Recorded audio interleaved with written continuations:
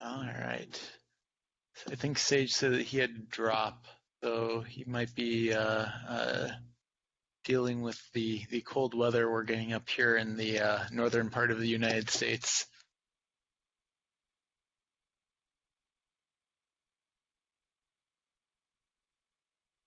Let's see. All right. We don't have too many new pull requests to look at today, although the two that we have are I think both kind of neat. Um, so the first one here is some work from Ma Jianping regarding uh, batch handling in send message. And there was some comments in this pull request about even maybe potentially doing this even a little bit better. I haven't looked at this real closely yet, but I think it's actually a really good direction to go in. Let's see.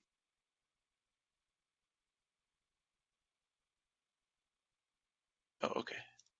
There's Matt. Hello. Um, yeah, I don't think anyone's here that's looked at this PR yet, but yeah, it looks exciting. So I'm hopefully going to try testing it in a little bit. But I'm hopeful. So the other PR here is work towards making Memstore lockless or Crimson OSD. And Radek, you talked a little bit about this in the Blue Store stand up, I think. Do you wanna talk about it here? What's going on? Hello. Well, Kifu is working on a variant of Memstar targeting our testing stage of Crimson. It's called ScienceStar. Idea is to eradicate unnecessary locking, unnecessary atomics, and leverage the fact that at least for testing, we are going one thread only.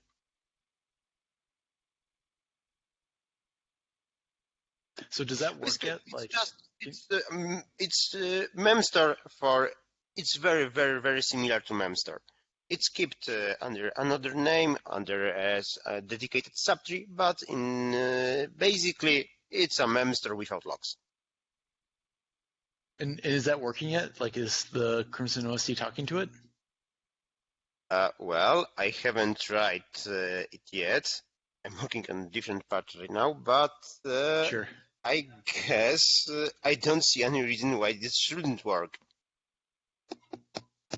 That's exciting. That's like the milestone that I'm super excited about seeing us hit, is that we can talk to. The missing part, I guess, is interconnection of interconnection between message dispatch phase and the memstar. Basically, the very simple read IO path. Okay. Well, cool. Yeah, I'm looking forward to hearing from Kifu. Oh, hey, there's Kifu right now. Kifu, we were just talking about the Memstore work that you're doing for C-Star.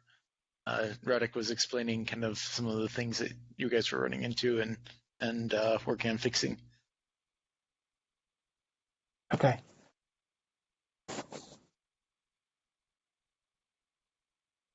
Cool. So let's see. By my count, in the last 2 weeks, there was actually only one real big performance PR that was closed. That was merged by Kifu. I actually even wasn't looking real close at that one either. I think there's a follow-up one maybe, but yeah. So okay, let's see updated PRs. Radek, I see your optimized shared LRU PR. Or maybe I'm supposed to write commits there. Maybe that's new commits. Have you been working on that one? Do you mean the one marked as a work in progress? Yes. It's postponed. For Crimson, the one or two commits just have been dissected, Okay. just related to locking. Matt, if I remember right, I think you commented on that about potentially using intrusive data structures for the cache. Yeah, I mean, it just seemed like it shouldn't probably be weak refs, but we have you guys apparently, you commented, apparently the Blue Star has a intrusive LRU. There's something called cohort LRU that we use in RWU2, threaded though, so it may not be exactly what you want. And if we use trees, might be right much one either, but. I'm not sure it's about shared LRU. If I recall correctly, the shared LRU is used only in three places. Two are in OSD. I mean OSD map and object context. The third one is in file store for FD cache. I haven't found any other user of shared LRU. Yeah. Or maybe we are. I wasn't asserting anything at all about where it's. Just saw it going by. Something that we want to do. It's up for hot path somewhere, sometime. Probably is already happening. Oh, okay. Matt, is your cohort LRU is that using intrusive data structures? Yeah, and it's a sort of classical one, but it uses partition B trees in other words, there's an LRU, there's a multi-lane LRU thing. But it has, and it's mapped to a multi-partition up to a partition B tree front side. It's okay. So it might not, I doubt it's irrelevant, but it also has POSIX locking or standard locking. So it isn't a magic replacement for that in that sense either. By the way, our shared LRU boost intrusive stuff, if that matters to anyone, but I think that's obvious. Our shared LRU stuff, it's a bit more than just LRU. It's basically some kind. At least I personally perceive it as some kind of hybrid between global registry combined with LRU. It's not strictly LRU. So in that sense, similar to the shared cohort LRU thing, because basically that's basically a vnode cache, but it also recycles. Okay.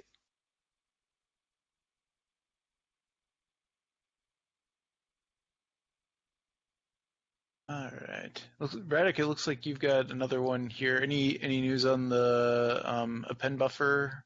Dropping the append buffer from buffer list? Yep, I've updated the tuning of append buffer in buffer list. I've got a review from Kifu, addressed the comments and rebased the stuff in freshest mustard. It seems it's ready to go, I think. Yeah, I'll do a final review tomorrow. Thanks. Cool. From the bunch of PRs for buffer list, the last we have.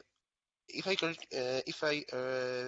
correctly, we have 3 ones: killing append buffer, optimizations for reference counting during creation and destruction of buffer pointers.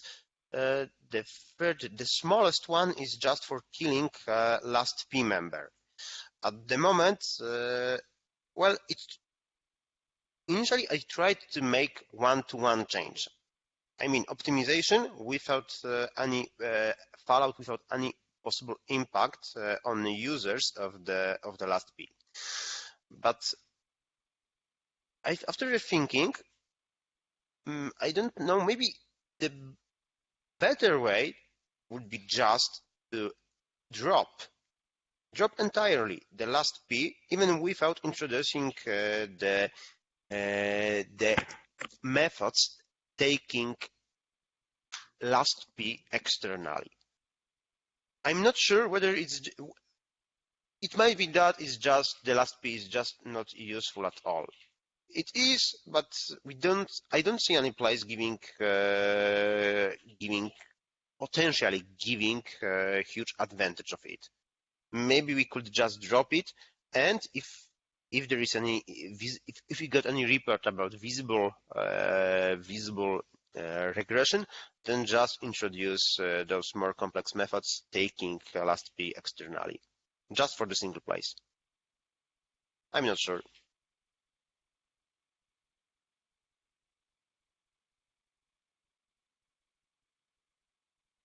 All right. Well, let's move on to a classic that we've got here. Adam, how's iObject doing? I saw there were I think there are new commits recently. It's doing pretty well. I'm actively trying to integrate it into RGW, since Radislaw sort of did a little preliminary work with his Rados service, and only part of the system is using it. That sort of gives me a center to work out through, to just sort of not have to rewrite the entire world with every commit, which is always nice. So I'm basically taking his interface, rewriting parts of that to use the iObject interface, and redimensioning iObject a little bit, so that we aren't relying on IO context, because that in practice doesn't actually match the way that RGW uses the API.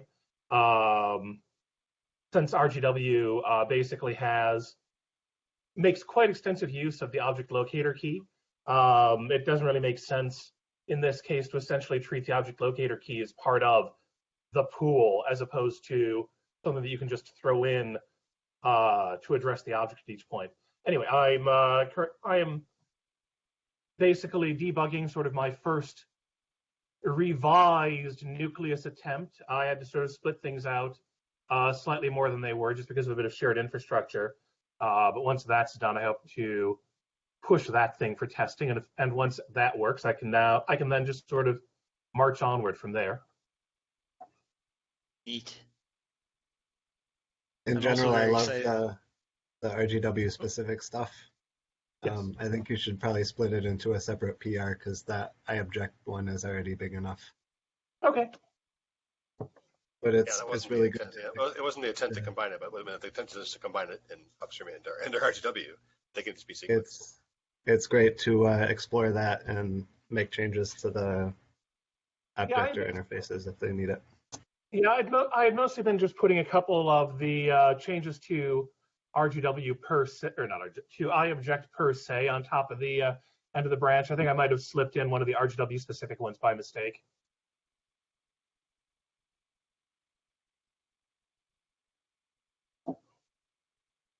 But I will pull those out and make it its own branch.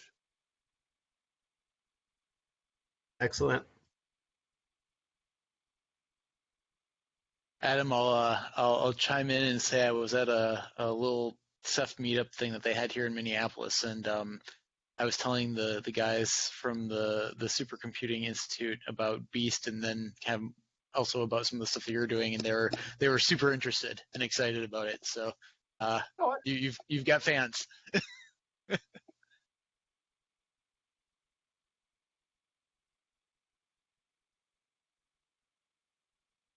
All right, let's see. Last one we've got here is VLA stuff. Let's see. Is anyone here that can talk about that?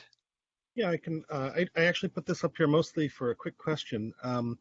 So thanks, Casey, for having a look at that again. I've got a teuthology test that is not passing, and I am not entirely clear on how to reproduce and test that. And I know that Adam and Casey in particular have mentioned before that they have kind of a process for setting up Valgrind and so on and so forth to run memcheck on one of those. If anyone could point me to a documentation resource or give me a quick hand with that, that'd be great, because hopefully this is almost done. Thank you.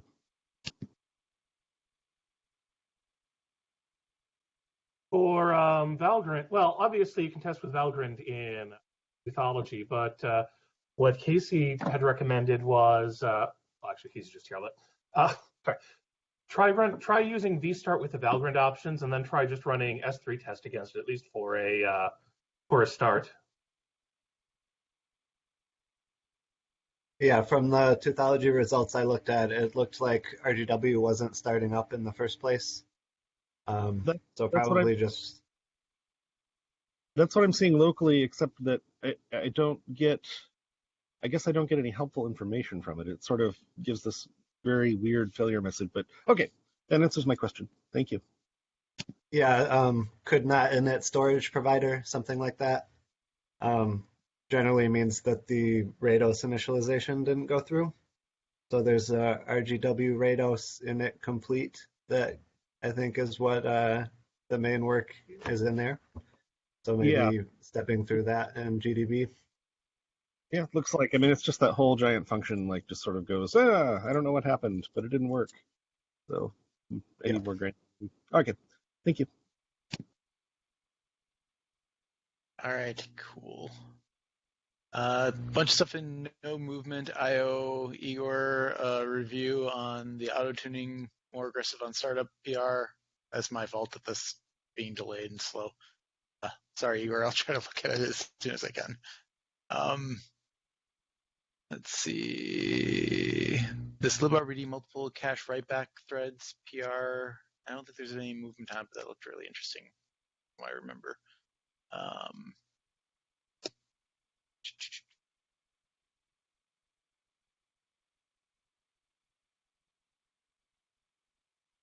Branch predictors, refactor to use OpenSSL's EVP API.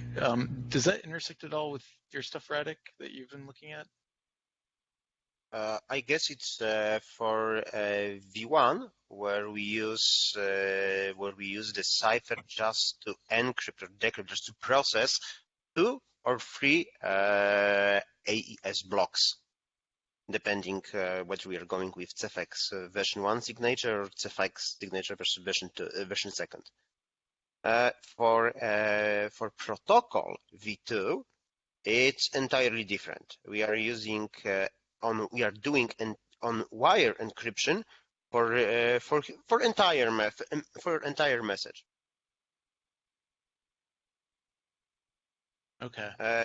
And we are doing that basing on AES in GCM mode, not CBC. It's different cipher.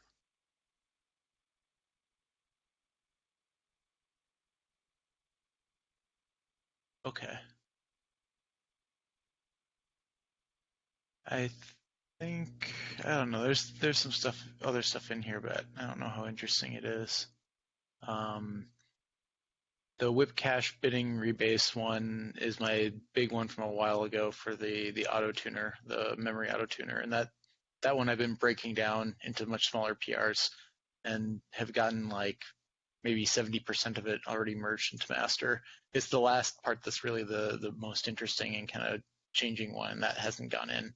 We decided to wait until after Nautilus before playing around with that more. So I've actually got a couple of branches that I'm doing testing in, but we'll wait on that. Yeah, I don't know. Anyone else have anything? Anyone own any of these that they want to talk about or say anything about before we move on?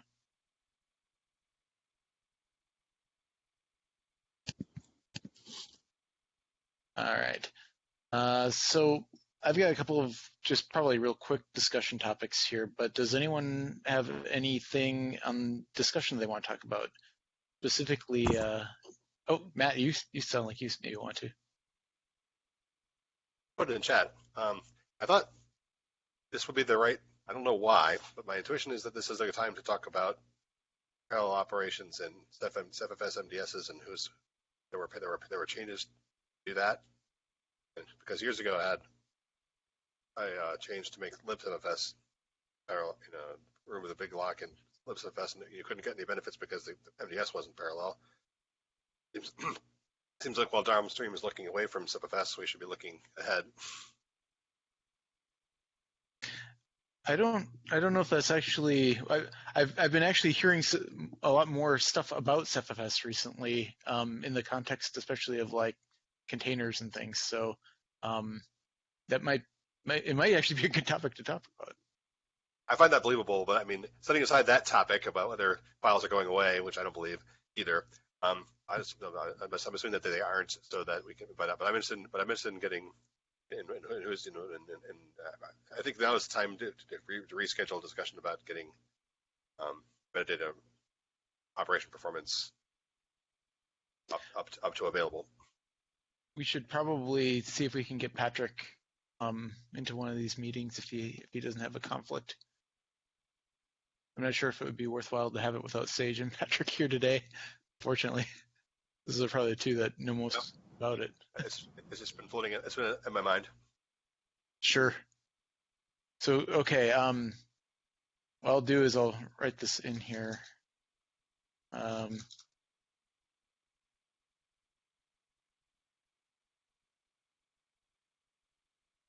Actually, Matt, do you want to write into the Etherpad? You probably can specify exactly what you want to talk about better than I can. I was going to put under discussion topics, and then we'll revisit it next week and see if we can get. Yeah, well, just stick. I mean, I would just go. Why don't you go ahead? Just as a discussion topic. Parallel MDS libcfs. What's the status?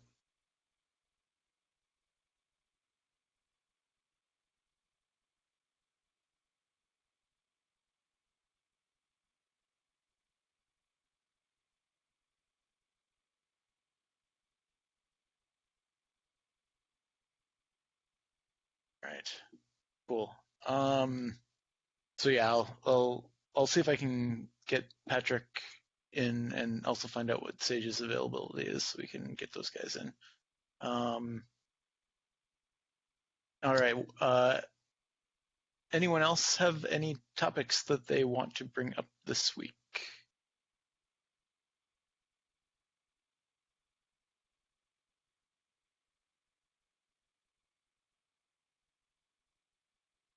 Then Kifu, I'm gonna pick on you. How's C-Star going? I know you guys are working on the lockless mem store. Any other interesting things happening? Not really. I Is just please go on.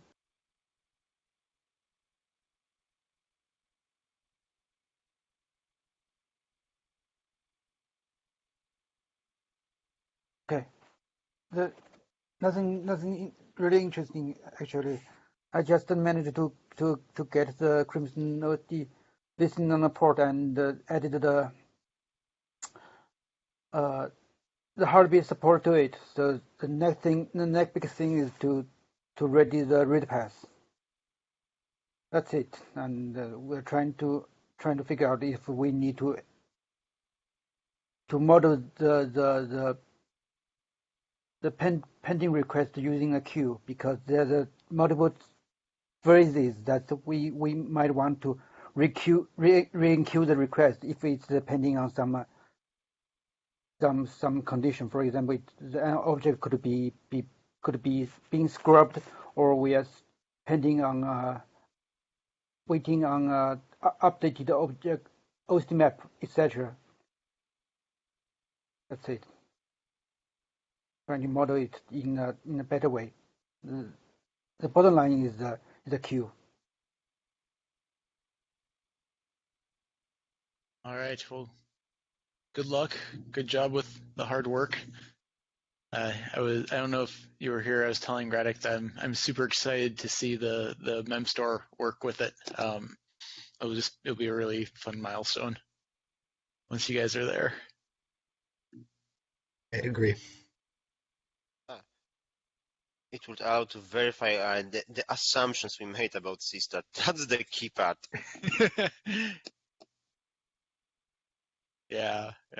Well, the first test never works right, so we'll keep our expectations low, and then maybe we'll exceed them.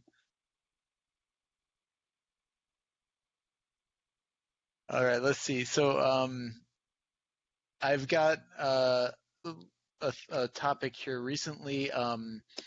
for a couple of reasons, we've been looking at the performance of creating containers in a kind of like a container workload with Ceph RBD behind the scenes. And one of the things that we noticed was that when a cluster has a lot of I/O going to it, the creation speed can be so slow that things start timing out. And we were trying to understand why, and we don't know entirely. But one of the things that came up in the process of doing this testing is that the step of creating a file system on a Ceph cluster that has a lot of load on top of RBD, kernel RBD in this case, is really, really slow and is slower the bigger the file system gets. And that, I mean, it makes sense, right? You know, the bigger the file system, the more work it potentially has to do. But it's pretty dramatic. We were seeing on a small cluster, just a tiny little one, that with a background sequential write workload, it could take over 800 seconds to make a 4 terabyte XFS file system.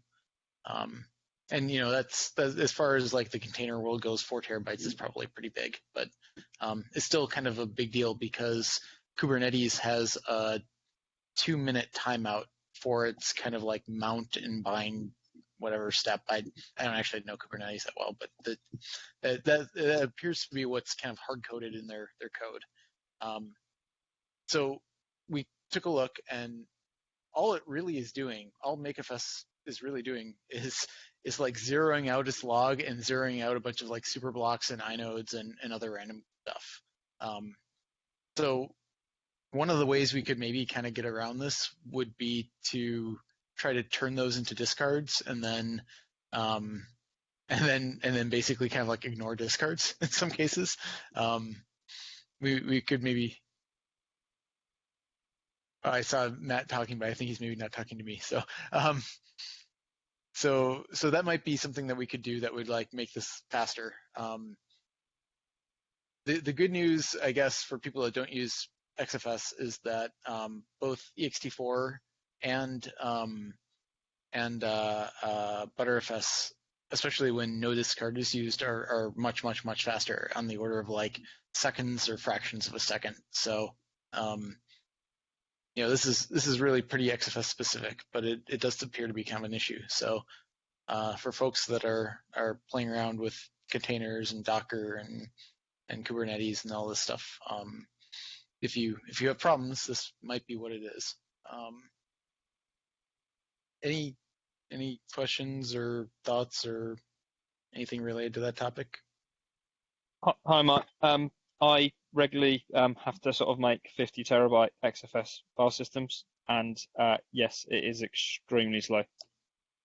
Okay. But I have actually started to look at using CephFS instead for this, which I can go into a little bit here, but certainly with Erasure coding pools, the write performance is a lot better than using XFS on RBD on EC pools. It just seems to know how to do full writes better than RBD. So I tried RBD, MBD, and that was a lot better than the kernel one because it can do some optimization in the write back. But even still, the CephFS is a lot better than that. When you were saying RBD, NBD performance was better, was that using EC? Yeah. So Okay. I was looking at the counters, the write or the write full counters, and sort of by playing around with some of the RBD settings and the XFS file creation settings, so it does the stripe alignment. I was getting better performance. I could see the write fulls going up, but even though the workload was quite heavily just sequential, it wasn't doing it in full writes, and then when I tried it with CephFS, it just steamed ahead.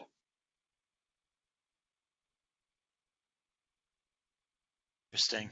So that's really good to know. Yeah. Okay.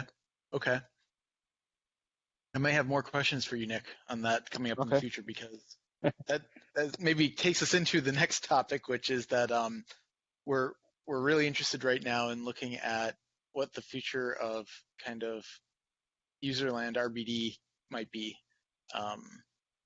and kind of how it relates to kernel RBD and features in kernel RBD and this kind of thing. So Sage had asked me earlier in the week to go through and just kind of try to get an idea of where we are at with RBD, NBD performance, kernel RBD. There's RBD Fuse, and then there's also apparently we have something for using TCMU runner with RBD, which I didn't even know existed. So there's a lot of different things out there. And now it's very interesting to hear that you were having better experience, at least in your test, Nick, with RBD NBD. So anyway, I'm going to try to go through and start examining these things and seeing kind of where we're at with all of them.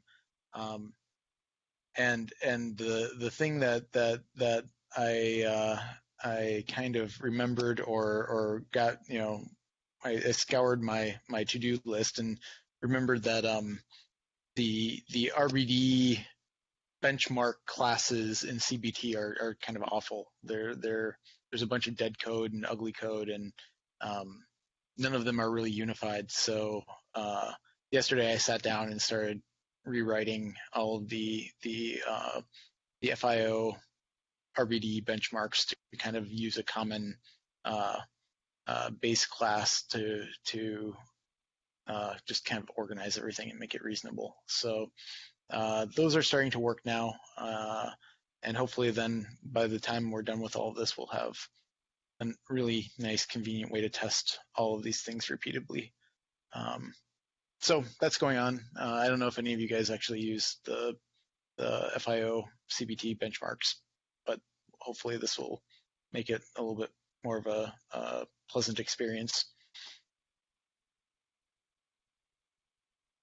Okay. I think the only other thing I was I had on here was if anyone was interested in talking about this Ma Jianpeng's PR, but we already talked about it a little bit. Any additional comments on that one?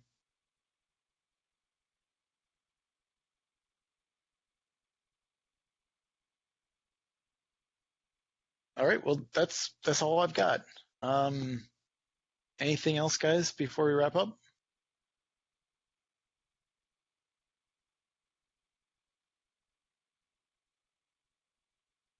All right. Well, have a great week, everybody.